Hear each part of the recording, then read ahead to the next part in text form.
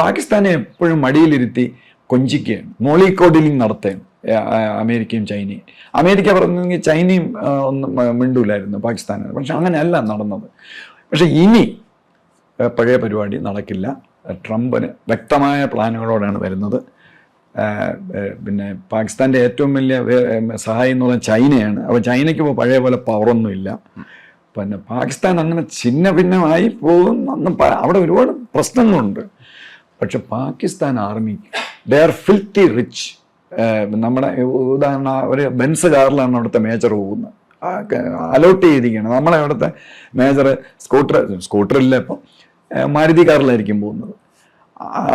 അത്രമാത്രം wealth അവരുണ്ടാക്കുന്നുണ്ട് through illegal means. അപ്പോൾ പാകിസ്ഥാൻ വളരെ പാപ്പരാണ്, പാകിസ്ഥാൻ എക്കോണമി. പക്ഷെ Pakistan army is filthy rich. അവരെല്ലാം ഇൻവെസ്റ്റ്മെന്റ് അമേരിക്കയിലും ഇംഗ്ലണ്ടിലും ഒക്കെയാണ്. അപ്പൊ ഇത് അമേരിക്ക വിചാരിച്ച പാകിസ്ഥാൻ അനങ്ങില്ല.